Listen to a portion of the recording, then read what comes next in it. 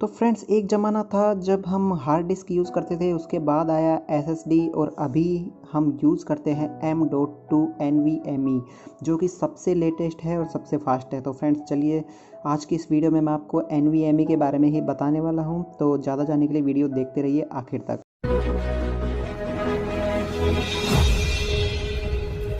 M.2 NVMe SSD की full form होती है M.2 non volatile memory express solid state drives या फिर SSDs। तो फ्रेंड्स जो NVMe है वो अभी कुछ साल पहले ही मार्केट में आई है और अपने को पता है जैसे SSD में होता है वैसे ही NVMe भी फ्लैश मेमोरी यूज़ करती है डेटा स्टोरेज के लिए, जो कि काफ़ी फास्ट है। मीन्स कि नॉर्मल SSD से भी काफ़ी फास्ट होती है। बात करें डिफरेंस की तो फ्रेंड्स SSD से ये कम्प्लीटली डिफरेंट होती है, क्योंकि M.2 NVMe SSD है जो वो कम्प्लीट डिफरेंट फॉर्म फैक्टर पे काम करती है और एक डिफरेंट टाइप के स्लॉट पे ही बैठती है। तो फ्रेंड्स NVMe जो है वो M.2 फॉर्म फैक्टर पे बैठती है, जिसे कि आजकल हम नेक्स्ट जनरेशन फॉर्म फैक्टर के नाम से भी जानते हैं। इससे पहले जो यूज़ में आती थी वो आती थी हार्ड डिस्क, जिसमें कि मैकेनिकल ड्राइव्स होती थी, और उसके बाद आया SSD जिसमें कि हमने फ्लैश मेमोरी यूज़ की थी, तो उसने सब हार्ड डिस्क को रिप्लेस कर दिया।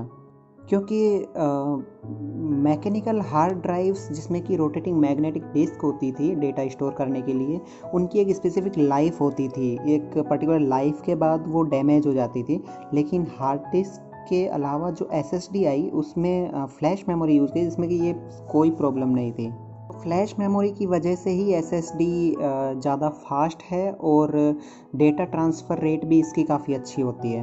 लेकिन जो इंजीनियर्स थे उनको SSD में भी और सुधार करना था और ज़्यादा फास्ट बनाना था। इसी के लिए फ्रेंड्स M.2 और NVMe मार्केट में लॉन्च हुए। तो फ्रेंड्स M.2 और NVMe से पहले जो इंटरफेस यूज़ होता था, जो कि हार्ड ड्राइव्स और SSDs में यूज़ होता, वो होता था SATA 3.0। जो सॉफ्टवेयर इंटरफेस यूज होता था सेटा कम्युनिकेशन के लिए, उसको हम बोलते थे एडवांस्ड होस्ट कंट्रोलर इंटरफेस या फिर AHCI।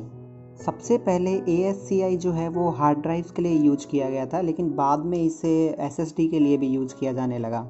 जो AHCI इंटरफेस है उसमें जो सेटा के साथ स्पीड मिलती थी SSD की, वो होती थी हमारी 600 Mbps।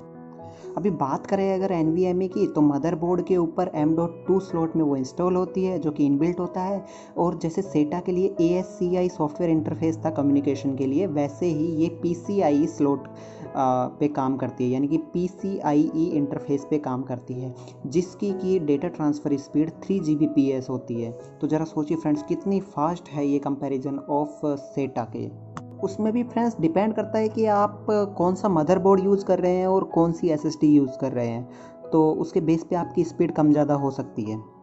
तो फ्रेंड्स इन नटशेल हम ये बोल सकते हैं कि जो NVMe डिज़ाइन की गई वो स्पेशली CPU पे कम लोड पड़े, आपके इनपुट आउटपुट ऑपरेशंस है वो काफ़ी फास्ट हों, आपका जो बाकी के अदर प्रोग्राम्स है वो एकदम स्ट्रीमलाइन चले, और जो PC को जो थकान होती है वो सबसे कम हो। तो कहने का मतलब है कि मतलब सबसे फास्ट। और साथ में ही फ्रेंड्स NVMe का एक एडवांटेज ये भी है कि ये बड़े बड़े लार्ज जॉब को भी इंडिपेंडेंटली काफ़ी फास्ट स्पीड से प्रोसेस कर सकती है, और इसी के लिए ये डिज़ाइन की गई है। सेम वैसे ही जैसे कि मल्टी कोर CPU में मल्टीपल थ्रेड्स होते हैं, और वो ऐसे काम करता है जैसे कि बड़े बड़े प्रोग्राम्स को सेपरेट पार्ट्स में डिवाइड कर देता है ताकि प्रोसेसिंग उनकी फास्ट हो सके। तो सेम जो NVMe भी सेम इसी प्रिंसिपल पे काम करती है फ्रेंड्स, इसीलिए इसका जो रेस्पॉन्स होता है वो इतना फास्ट होता है। दूसरा सबसे बड़ा एडवांटेज NVMe का अगर हम देखें तो फ्रेंड्स वो है कमांड क्यू। कमांड क्यू में बेसिकली क्या होता है कि आपकी जो हार्ड डिस्क जो भी मतलब स्टोरेज डिवाइस होती है उसमें जो भी डेटा प्रोसेस होता है वो एक क्यू में होता है, और एक क्यू के बाद एक क्यू में जितनी कमांड्स आती हैं वो एक क्यू के साथ चलती है। तो जो ASCII प्रोटोकॉल है उसमें केवल एक टाइम पे एक ही क्यू प्रोसेस हो सकती है और उसमें ओनली 32 कमांड्स ही रन हो सकती है। जबकि अगर बात करें NVMe की तो उसमें 64,000 एट ए टाइम रन हो सकती है, जिसमें कि 64,000 क्यू के अंदर भी 64,000 कमांड्स एक टाइम पे रन हो सकती है। तो फ्रेंड्स सोचिए कितना फास्ट हो सकता है। इसकी अगर कैलकुलेट करने जाएं तो फ्रेंड्स आप ये देख लीजिए कि NVMe एक टाइम पे 4 बिलियन 96 मिलियन कमांड्स को एग्जीक्यूट कर सकता है। जैसा कि मैंने आपको पहले बताया, M.2 NVMe मदरबोर्ड के ऊपर M.2 स्लॉट में इंस्टॉल होती है, जो कि इनबिल्ट होता है मदरबोर्ड के ऊपर।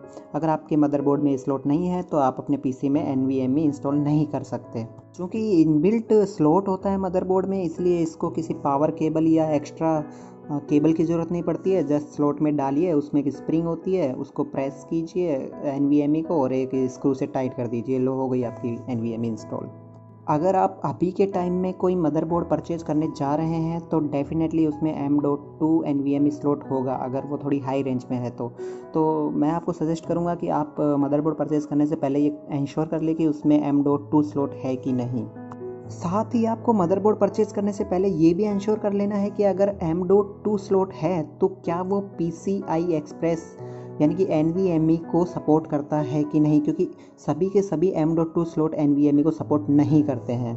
कि कुछ M.2 स्लॉट जो होते हैं वो अभी भी SATA को ही सपोर्ट करते हैं, जो कि काफ़ी स्लो होता है। इसकी आपकी 2.5 इंच वाली जो SSD होती है वो और M.2 without NVMe only simple M.2 SSD, उसमें कोई डिफरेंस नहीं है, वो दोनों सेम ही होती है। तो फ्रेंड्स यहीं पे इजाज़त चाहूँगा। उम्मीद करता हूँ कि आपको M.2 NVMe SSD के बारे में कंप्लीट समझ में आ गया होगा और आपके सब कॉन्सेप्ट्स क्लियर हो गए होंगे। तो अगर आपको वीडियो अच्छा लगे तो लाइक कीजिए, कमेंट कीजिए, सब्सक्राइब कीजिए। मिलते हैं अगले वीडियो में। Thank you so much.